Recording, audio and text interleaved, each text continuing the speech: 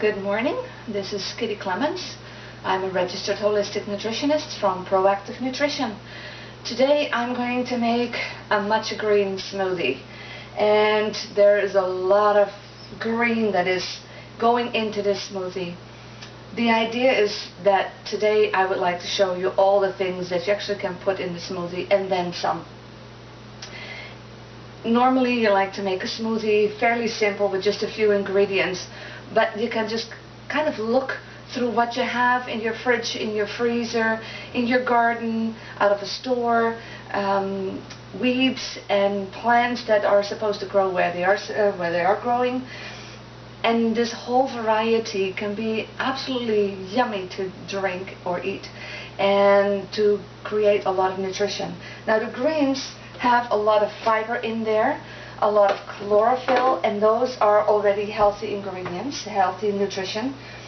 They are high in calcium and iron, and some of them have some other beta-carotene, more beta-carotene some have than carrots. And so I'm going to put all these things together. Now I'm starting with whey, and this is something that I have drained out of my yogurt that I make myself, and I'm only starting with a cup because I like to make a very thick smoothie today. So that is my cup, and I have a wonderful Vitamix blender which does an awesome job. So for a base I have banana, half a banana, some strawberries, I have some avocado to make it nice and creamy, and here I have plums that I have lacto fermented. You can take frozen plums, you can take fresh plums, but this gives a nice little flavor. And besides the probiotics that are in the whey, you also now have the probiotics from the fermentation process of the pears, the plums. These are my pears. Now this is one pear that doesn't necessarily, the skin doesn't look that great because it is from my tree. It's a little older tree, but it doesn't really matter because the flavor is great.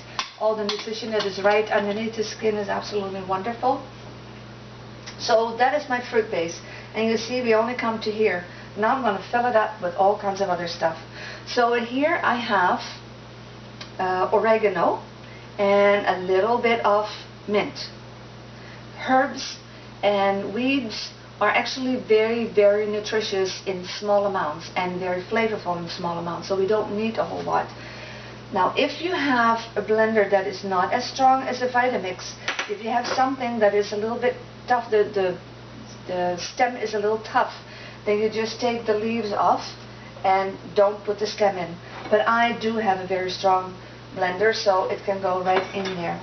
And other weed that I have is something that they call purslane, and purslane is a succulent, has antibacterial properties, diuretic properties, and all kinds of other things in there. It is waxy, it looks a little waxy, and like I said, it's fleshy. There are two different kinds, and you need to be aware of that. So if you have one that has a smooth stem, and when you break it off and squeeze the stem, there is transparent liquid coming out, you have the right kind. If you have the one that is hairy on the stem and have milky liquid coming out, that one is poisonous. So make sure that you do your research. Don't just take anything, just make sure that you know what you're doing. It has a bit of a lemony flavor, which I really, really like.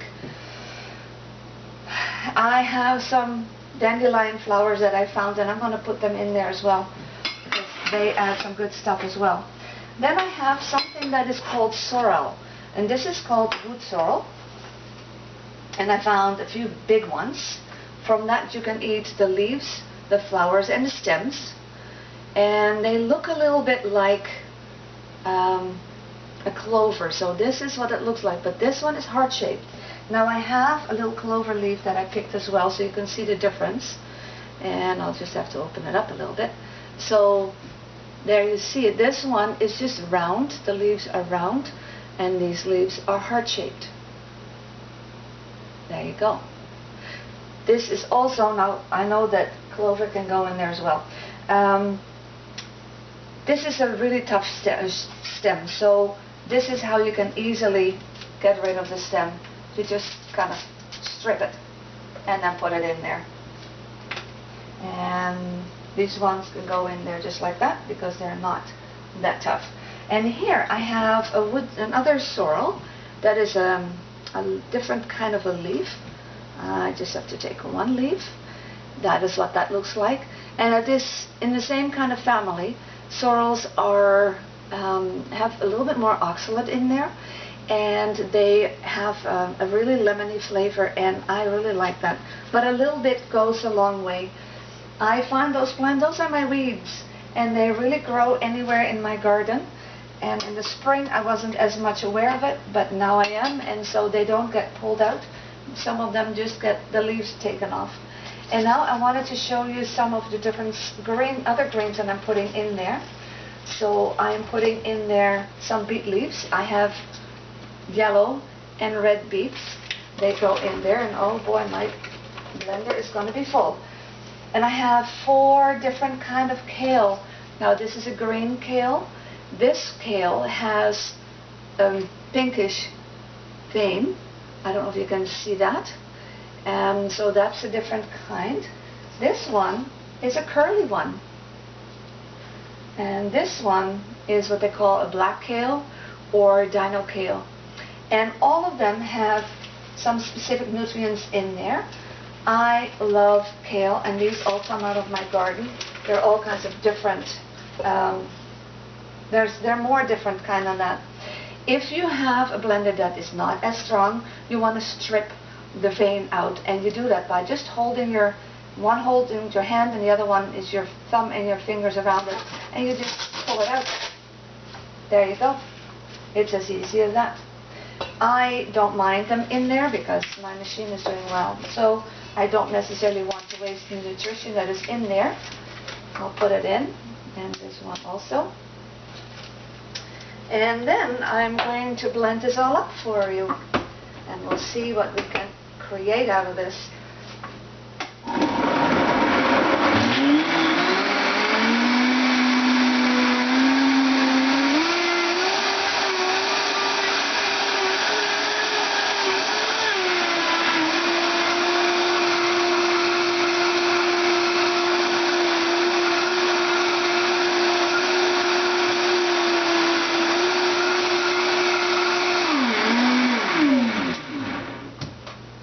There we go. And let's see how this one tastes. I am looking forward to it. So as you see, this is fairly thick, and I really like it that way, but if you want it thinner, by all means add some water to it, or some whey, or any other liquid that you like, some juice. So I'm going to try this out. It smells really green.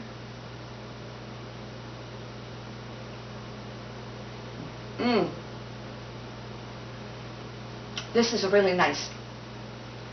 I can't even say exactly what it tastes like, but I do taste a little bit of lemony flavor in there. The greens are in there, but they're not an overtone, even though there was a lot of green in there. But because I had such a variety, and I had a little bit of mint, and I taste now the aftertone of the mint. Really, really yummy. Like I said, you know, you just go into your garden, find what you get, find what you have in your fridge or in your freezer, and put something together, and be amazed to how good it can taste.